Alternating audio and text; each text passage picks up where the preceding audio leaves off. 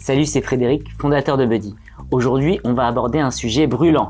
Pourquoi de plus en plus d'entreprises françaises déménagent leur siège social à l'étranger? Spoiler alert, les raisons fiscales y sont pour beaucoup. Alors reste avec nous, on t'explique tout ça en détail. Chez Buddy, notre équipe travaille à fond pour vous produire des contenus de plus en plus qualitatifs, alors si tu apprécies nos vidéos, n'hésite pas à t'abonner. Commençons par comprendre la situation fiscale en France. Comme tu le sais, la France est connue pour ses taux d'imposition élevés.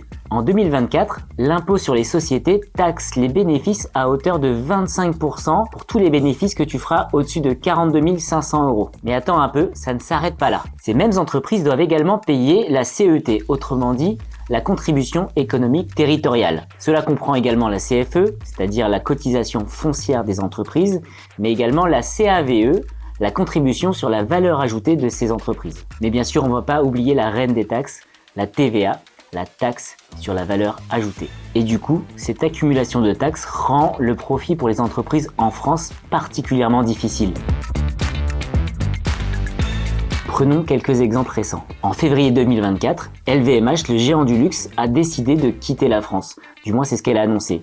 Et tout ça, c'est motivé par une fiscalité particulièrement lourde, mais également une réglementation plutôt rigide. Du côté de Total Energy, ce qui a été décidé, c'est de créer une filiale en Irlande en mars 2024, ce qui pourrait entraîner le transfert de certaines activités hors de France. Mais alors, où vont toutes ces entreprises ? Il faut le savoir, de nombreux pays européens offrent une fiscalité beaucoup plus avantageuse que la France. Par exemple, on a l'Irlande qui offre une fiscalité beaucoup plus attractive sur l'impôt sur les sociétés avec seulement 12,5% de taxation. En deuxième position, on a également le Luxembourg qui offre une fiscalité de 15%, mais surtout un régime beaucoup plus spécifique et avantageux pour les multinationales. Et en tête de peloton, on va avoir la Hongrie avec seulement 9% de taxation, le taux le plus bas de toute l'Union européenne. Ces pays ne se contentent pas seulement d'offrir des taux un peu plus bas, mais ils offrent des incitations fiscales pour tous les investisseurs étrangers, comme des crédits d'impôt pour la recherche et développement, des exonérations sur les bénéfices des filiales étrangères et des accords fiscaux internationaux avantageux.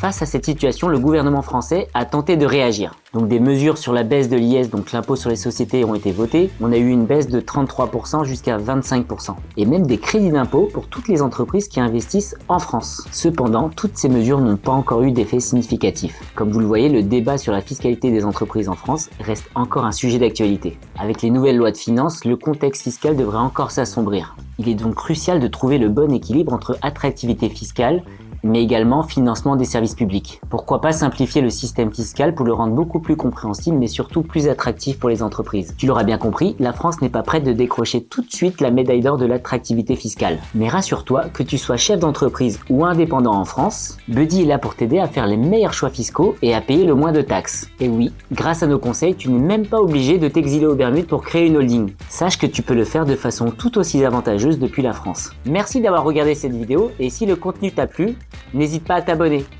Ciao!